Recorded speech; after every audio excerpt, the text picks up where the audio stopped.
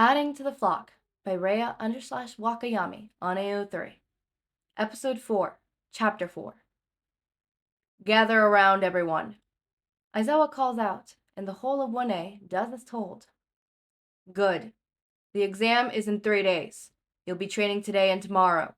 Tomorrow, you will demonstrate your moves you've been working on. I and the other teachers will be critiquing you and offering suggestions to improve them and different ways to implement them. The day before the exam is a rest day. No excessive training or overdoing anything. We don't want any injury or quirk exhaustion right before the exam. Is that clear? He states, bluntly. Yes, sensei. The class choruses. Good. Get to work. Aizawa calls out, and the class disperses to their usual spots to continue working on their moves. Izuku, for his part, heads for his table. He's been slowly building up the number of sounds he could work with. It was hard at first. It took a few suggestions from Yamada-san before he figured out something that worked for him. Now, he almost got it perfect, or as perfect as it can be right before the exam. Mainly, he's been working on building up the database for the most part. He quickly realized that, well, yes, he can remember every sound he hears. Remembering what sounds he wants to use for his moves is a little trickier. He's gotten together with Mei and Yamada-san to add new programs to his wrist attachments to alter his hearing enhancer some. Now he could send pre-arranged sounds recordings to his hearing enhancers that can use as a guide to produce his move. He's been working on quite a few of them, adding different implements and environmental sounds. He's trying to build a picture with the move. Well, with one of the moves. The other is more chaotic. Hisashi had helped him create his second move, especially for his quirk. The next day ends an hour early, so each of them could demonstrate their moves to the rest of their class. Izuku watches through most of the class, including Hitoshi, who demonstrates being able to put 3 ectoplasm clones under his control, with some strain, as well as creating multiple voices at the same time with his support gear, saying the same thing to disorientate his opponents. Finally, Izuku's up next, and he walks nervously forward. Hi, Izuku says, and the class chuckles as Isawa sends him a pointed look. So I have 3 moves so far, although technically 2 are from the same technique, so perhaps it's only 2, but their purposes are for 2 different scenarios, so technically 3. Izuku rambles. Problem child. Aizawa murmurs, and Izuku stops mid-ramble. Sorry, Izuku says with a flush. Well, my first one I call silent paralysis, Izuku says, and an ectoplasm clone steps up. Izuku quickly uses his quirk to bring the clone down and unmoving on the ground. A few murmurs from the rest of the class are released, and a few even clap.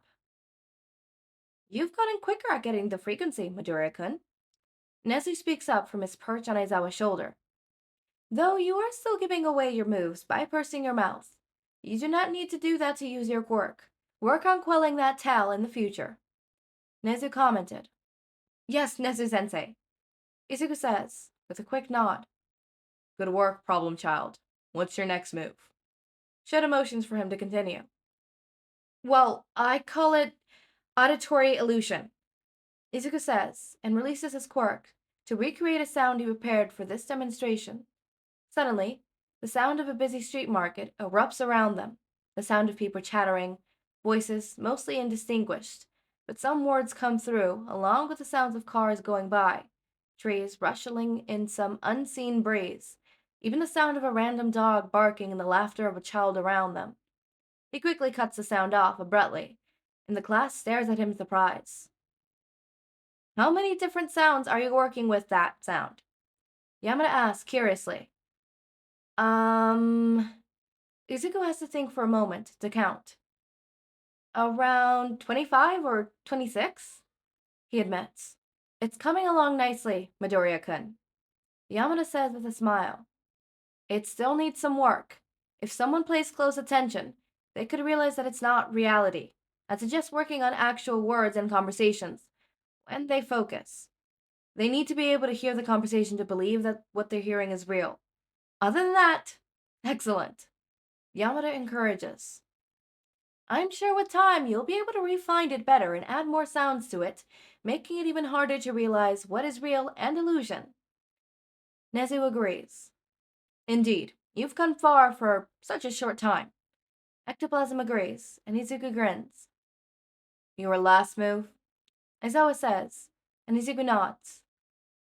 I'm still only in the beginning phases of this.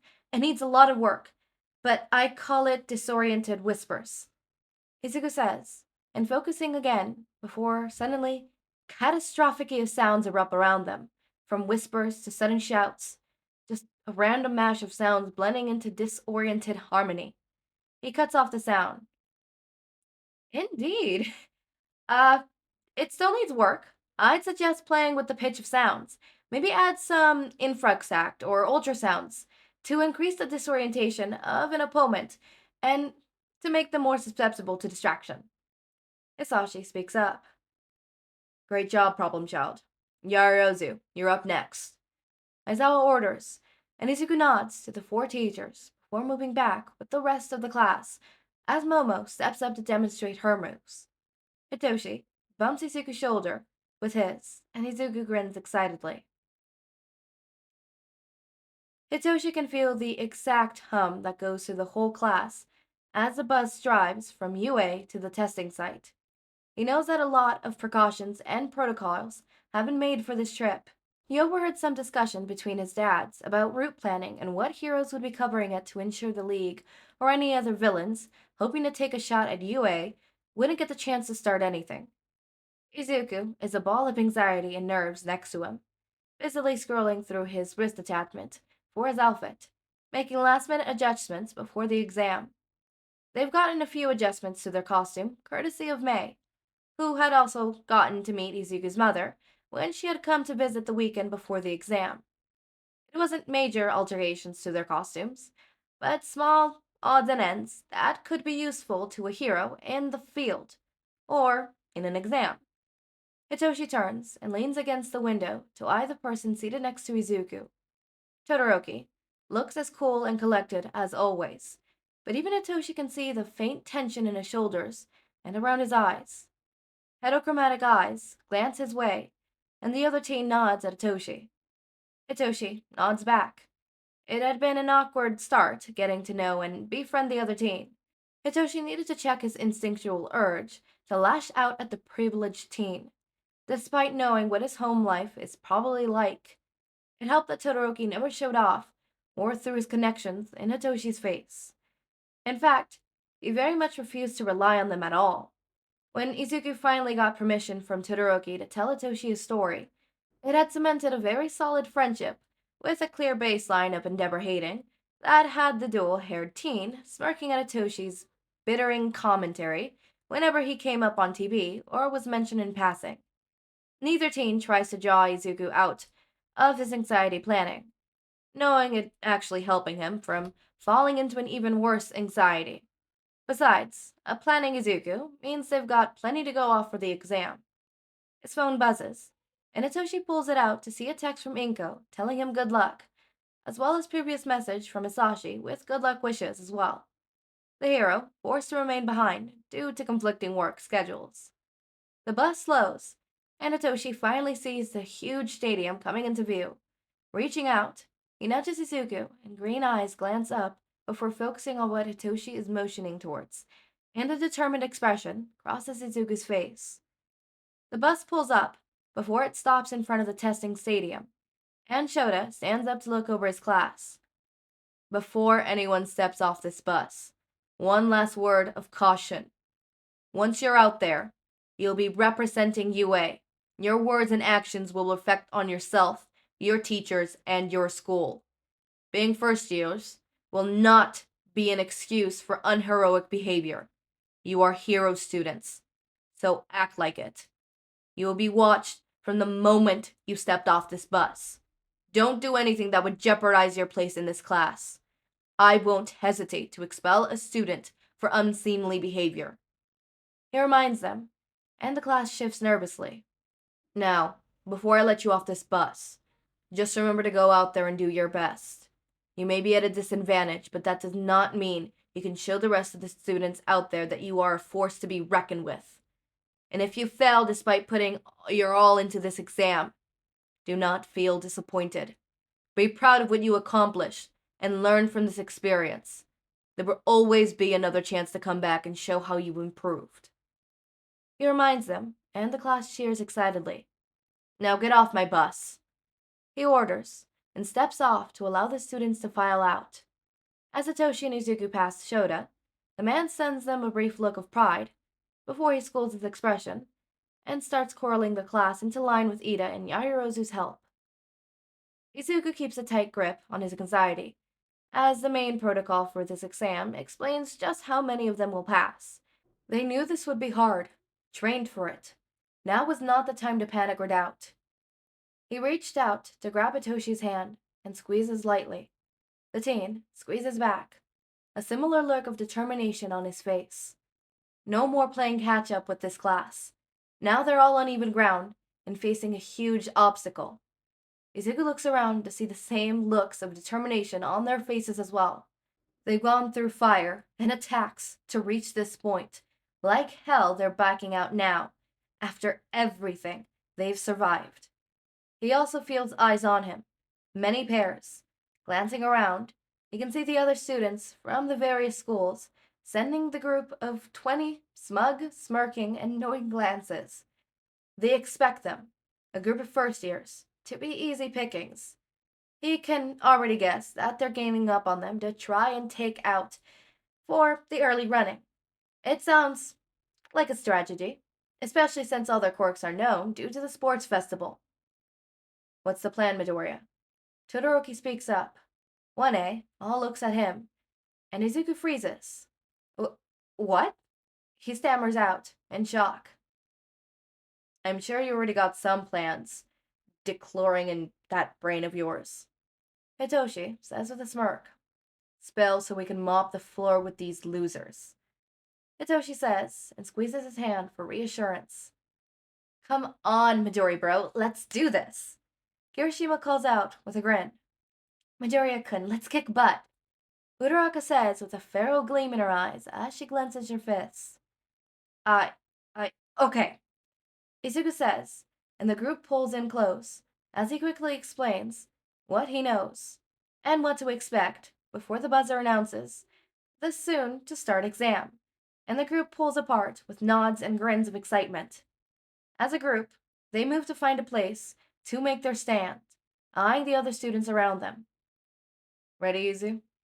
Hitoshi asks, into Izuku's ear, bending close, and Izuku flushes a bit of how close he is.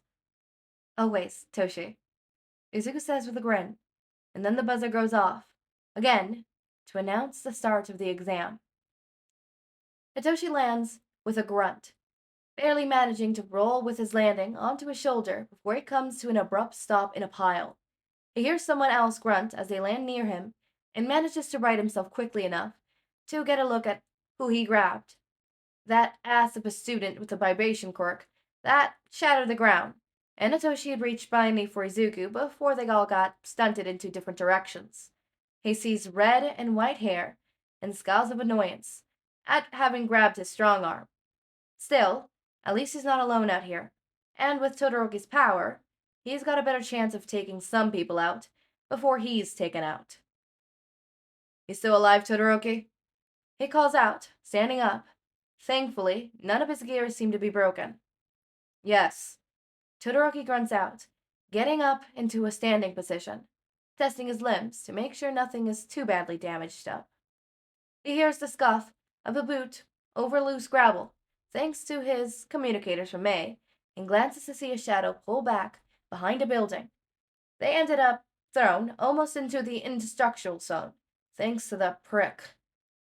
We're not alone, Hitoshi murmurs, stepping closer to Todoroki. I noticed.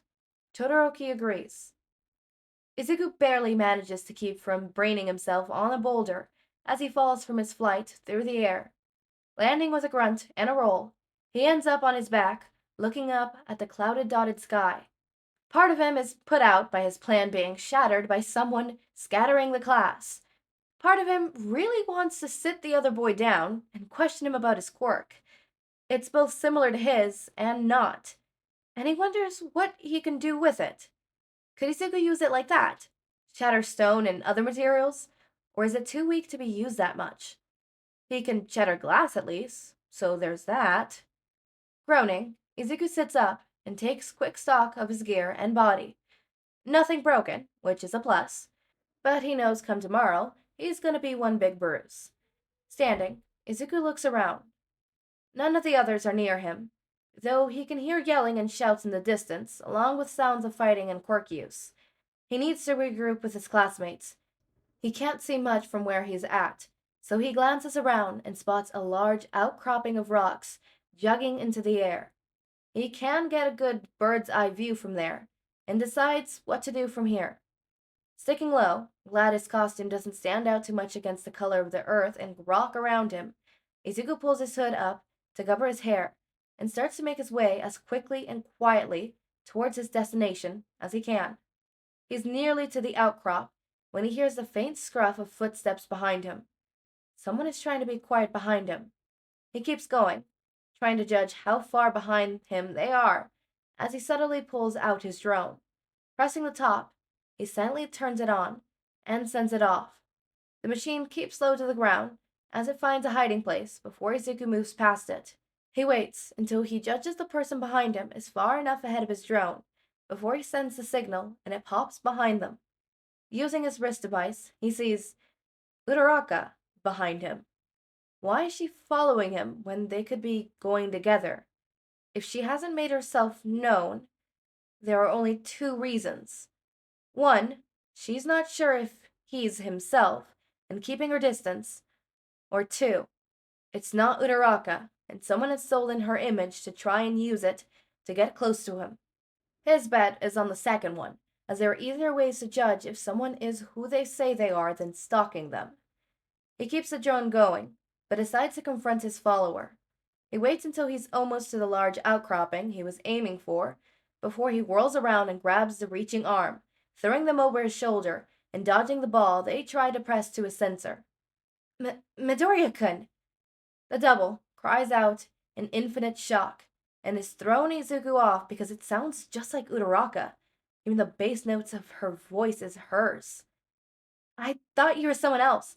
I was gonna go get you. She jokes. It sounds like her, but it isn't her. The way they're talking, the inflections on words, even the mannerisms are off.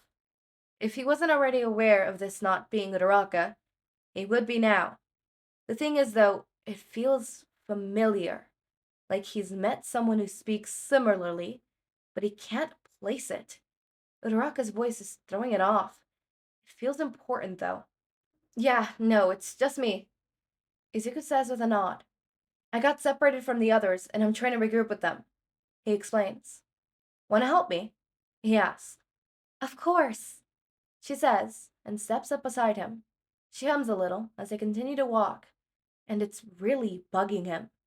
He's normally so good with voices, but the disconnect between Uraraka's voice and the mannerisms is throwing him for a loop. He hears voices in the distance, near the outcropping, and stops. Are they leading him into a trap? As he listens, he picks up on Sero and the real Uraraka. Deciding it's time to stop playing games, he jumps away and turns, reaching for his staff. But the person is gone.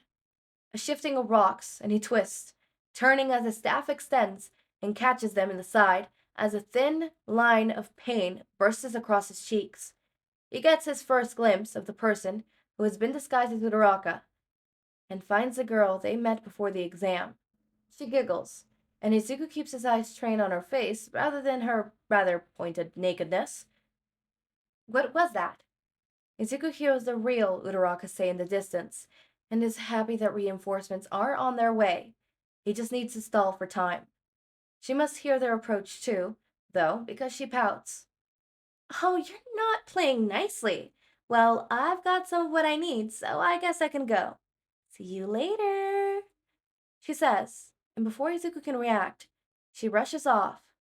Izuku goes to follow, but she throws a cloud of dirt in his face, temporarily blinding him and leaving him stuttering.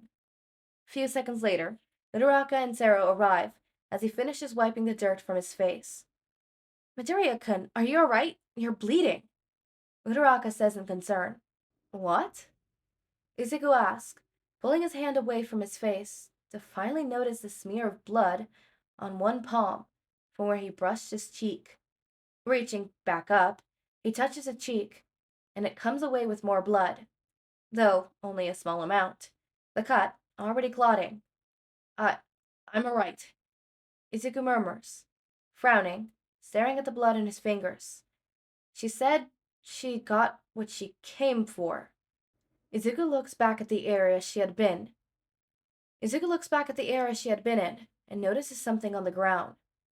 Quickly, walking forward, he crouches to see something gray and lumpy on the ground. It's rapidly dissolving, but it looks so familiar. I got some of what I needed. Izuku stares at the blood and feels it come together. Why he recognized her without knowing how. He feels his heart rate increase as he pales a little, standing up quickly before looking around frantically. We need to find Toshi and Katsuki, Izuku says, quickly, to Uraraka and Sero. We need to get everyone together. Well, yeah, that's what we're trying to do. What's wrong? Sero points out. Izuku pauses. They're in the middle of an exam they all worked their asses off to even stand a chance. Should he say something? No. He needs to tell someone in charge. This is too big for just him and his classmates. Despite how much he wants to say he can handle it. This is the league. But how does he tell someone? He has no idea where any of the persecutors are, if there are any in the area, and there's no guarantee they'll believe him. No, he needs to find the rest of the class first. Get everyone accounted for before they do anything. I'll explain soon. We need to get everyone together. Come on, Izuku says before he rushes ahead. He hears Uraraka and Sero keep pace behind him. Ahead, he can hear what sounds like a few people, and he stops them. Hang on, Izuku whispers, and sends his drone silently to get an aerial view. There are 6 people hidden amongst the rocks ahead, waiting to ambush them. 6. We can take them. Let's do this, Uraraka says with a grin, Sero nodding with a smirk. Hitoshi shivers as the air rapidly cools from the ice surrounding them. A second later, a gouge of flames follows and rapidly heats the air. The team, ranged ahead of him, seems to be prepared for Todoroki's quirk, judging by the way they're reacting and moving around his attacks. They are not prepared for him, though. Hitoshi is glad he chose his mask for today, as it keeps them from seeing his mouth move as he talks. Using the capture scarf to hold himself up to a roof across from the one they're on, Hitoshi puts himself at Todoroki's back. If this is all Senjins have to offer of the way of students, should you even be here? Hitoshi calls out, in Todoroki's voice. 3 of them yell out angry insults before Hitoshi pulls on that thread of connections and feels them all fall under his grasp. He has to bite his tongue as it drags on his mind, the strain of it all. He's so glad they practiced for this, though. Knock out your teammates, Hitoshi orders, and they all turn on their teammates. While all 6 are distracted, Hitoshi freezes them all, ice wrapped around them, and Hitoshi lets out a small sigh of relief as he lets go of his quirk. They ignore the Sanji students' angry comments as they press their balls to their sensors of their bodies and knock them out of the exam. They also happen to pass the first one. They leave them there to be melted out by the sun as they leave the instructional zone.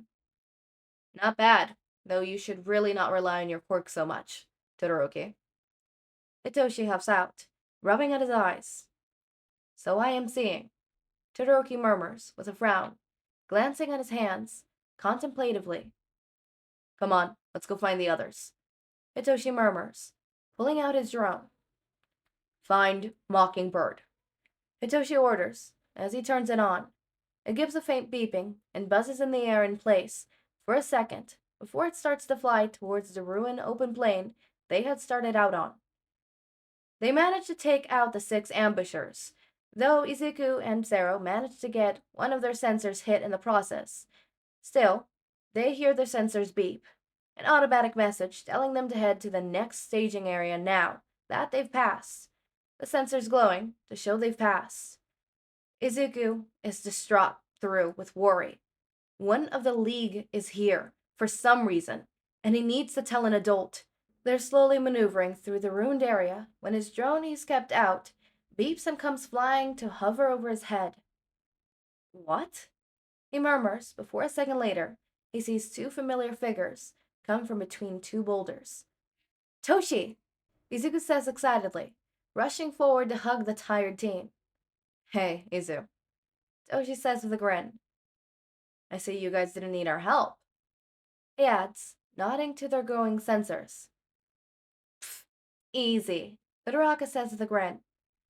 Have you seen any of the others? Sarah asks. We saw a few on their way to the second staging point, but we wanted to come find the others. Hitoshi says with a shrug. Come on then. Izuku says with a nod, and starts dragging Hitoshi forward. What's the hurry? Hitoshi demands. Not here. Izuku says quietly, and Hitoshi frowns, but nods. They don't find anyone else on their way to the second staging point, and by then, they have no choice but to go in and wait for the others to arrive. Izu, what's wrong? Hitoshi demands softly, dragging Izuku aside to a more isolated corner of the room. Izuku fidgets with his fingers, glancing around nervously. What if she's here? He wonders. I think one of the League is here, in disguise. Izuku admits softly. Hitoshi seems to freeze before his brows furrow. You think, or you know? He asks, the most pressing question. Izuku frowns. 90%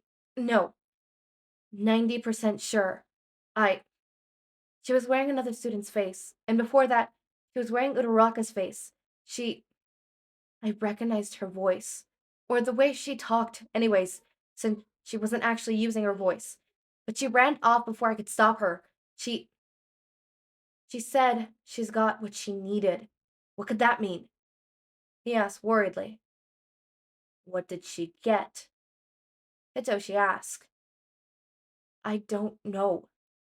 Izuku admits, wringing his hands. Hitoshi lays a hand over his to stop him. Hey, it's gonna be okay. Hitoshi tries to reassure him.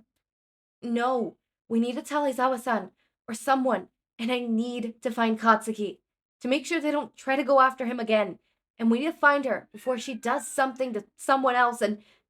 Izuku starts to lift off, frantically. Hey, Hitoshi says, sharply, but softly. Izuku stops his frantic ramble. One thing at a time. He murmurs, and Izuku nods, sucking in a shuddering breath. Bakugo's over there for one. Hitoshi says, and Izuku jerks around to look for the familiar head of spiky blonde hair. Izuku sags in relief at seeing Katsuki there, unharmed, and arguing with Kirishima about something. Kaminari laughing with them. That's one worry taken away. As he looks, he starts to do a head count, and quickly realizes that everyone is there. The last three, stumbling in with relieved grins on their faces. Better. Hitoshi asks softly, and Izuku nods. Alright, do you have your phone on you? We can text Dad about the League. Hitoshi says. No, I left it on the bus. I didn't want to break it. Izuku admits. Damn, same. Hitoshi murmurs. He glances at the wrist attachment on Izuku's wrist. Can you send a message with that? He asked curiously. He honestly had not looked too closely at some of its capabilities, only what he felt he might need. He also knows Izuku's has programs he doesn't. Izuku frowns, though thoughtfully this time. Maybe, he murmurs, pulling out the main screen to look through the programs. A few minutes later, he shakes his head. I can't send a message with this, but I think I could send a drone to look for him, to give him a pre-recorded message. I'll have to wait until the second part of the exam starts to send it, but... Izuku trails off as he fiddles with something, before the drone hovers in front of him. Sensei, One of the League is here. The girl who could change her appearance. I don't know where she got off to. She was disguised as Uraraka and a girl from Tsutetsu. I don't know if she changed her appearance. Please stop the exam before she does something. He presses a button on the wrist attachment, and the drone beeps again. Before they can do anything else, the first exam ends, as the Protocore announces what the next one will be. The ground rumbles, though they can't see why. Izuku trades a glance with Hitoshi, before the wall suddenly starts to come down around them again, and they look out to see the exam area destroyed. Izuku sends the drone off as soon as the signal to move. Hopefully, it will reach Aizawa before anything else happens. I am not sick anymore, but this was a very interesting chapter, considering Izuku was able to identify the fact that, okay, this is Uraraka's voice, but the tone and way that she is speaking, it is different. It was very interesting. It was very cool to see how that differs from the My Hero Academia main. It's one of the very much things that I love when it's canon compliant in the sense of like the plot events. It's super interesting to see how the different how the characters are gonna go through that with the small subtle change, like butterfly effect. I always found that super cool. Sorry for the background noise. I'm not taking it out of the outro. I fuck outros being edited and nice and neat. You get my unorganized thoughts. Thank you very much. Have fun with my chaos. But as I was saying, like, for example, obviously this one with the entrance exam is very interesting. Another part was like the kidnap thing. All those small little events that changed drastically depending on, obviously, the Izuku and what that Izuku went through. Because I know one fanfic where Izuku immediately knew that it was Toga and called off an alarm, and the exam ended right there and then, and they had to reschedule the exam. Which, it obviously changes from time to time and from place to place, which is actually something that I'm currently looking at doing for my fanfic. If like Toga is even there, because in my fanfic around that point, I'm not saying which fanfic because I'm not spoiling that part, it's just one of them because I have multiple that I'm gonna write. The League of Villains is no longer a thing because they got dismantled because of a certain someone. I'm not saying who, I'm not saying why, I'm not saying what happened, but something happened. But yeah, this is very interesting, and I don't know what to say, my dude. I'm scared because we only have one chapter left, and then we're gonna have to wait for it to get updated, except it's been a year. Oh, it's been a year now. Sorry. Dude, unfiltered thoughts. This was also a lengthy chapter. I think the next chapter is also a lengthy one. Yeah, the next one's also a lengthy one, so I feel like the next one's also gonna be like a 30-minute one, so I don't think you guys gotta worry about that. I feel like this is probably like 40,000 words. Let me check. I like to check. Word count. But yeah, it's 40,000, almost 5,000. So now I know exactly with that correlation. That's very interesting. But yeah, the next one is, around the same length. So you guys get that. Isn't that nice? And obviously, it's been a while since this got updated, so I'm just worried that we're going to be left off on a huge cliffhanger. I'm super worried about that. That is like my huge worry right now, because I feel like the next one's gonna be the continuation, the second part, and something tells me that it does not get resolved immediately. And if we get another big, huge thing and then we gotta wait, I'm so sorry if that happens to you guys. Do not worry, it's gonna happen to me too. So don't feel alone. It is not just a you thing, it is also a me thing. Do not worry. I understand. I get you. I get your pain. Anyways, as always, my raindrops, make sure to eat, sleep, drink water, take your meds. Have a wonderful day or night. Link to my Discord server and socials are down in the description. Subscribe to see more of my content, and thank you so much for watching.